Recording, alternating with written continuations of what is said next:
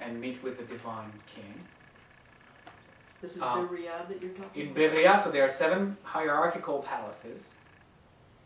I'm just going to give you some of the names because I just love this kind of thing. Their first palace is the palace of the sapphires with whiteness. The sapphires whiteness. You know, it's like you can tell as people had those visions. You know, and what they saw is the sapphires whiteness is the first layer, the first vision that you have to go through. Or they call it the palace of Joseph.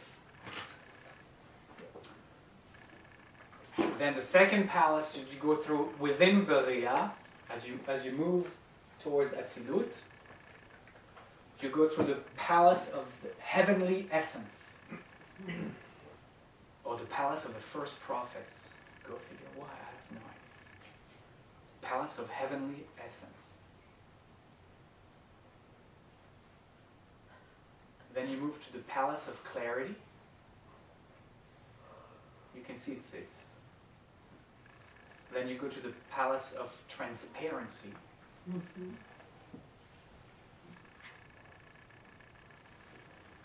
Then you go to the palace of love.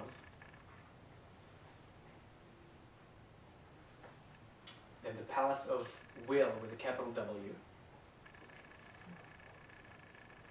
Probably God's will or something like that. And then you get to the Holy of Holies. That's the throne of glory.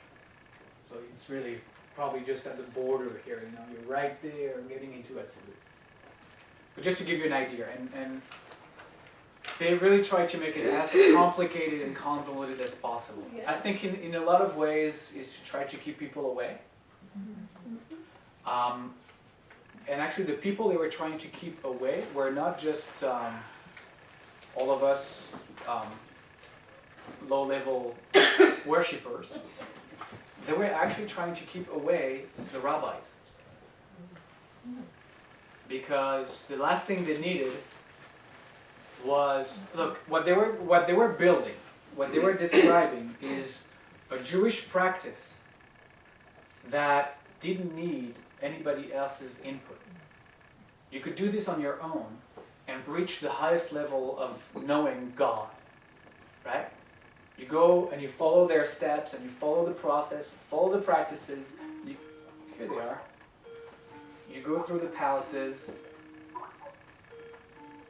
Maybe because of daylight savings or something. Hi guys. Yes. Oh, we got followed up on daylight saving. Yep. That's what we just figured out. So we'll catch you up. We'll just jump in. We'll just jump right in. Okay, good. Jump right in. Yeah. Jump right in. We're in the middle of nothingness.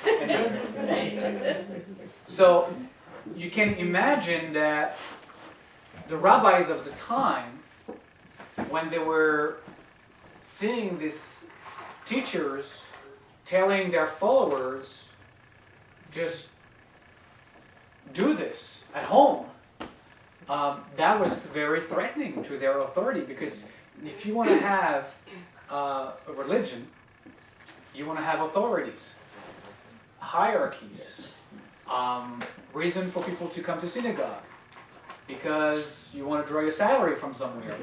So all of those people that went on their own and practiced, you know, visions and meditations to the deepest, and had those experiences, they were seen as a threat. So those rabbis of kind of the mainstream Judaism were very eager to attack the Kabbalists as they could.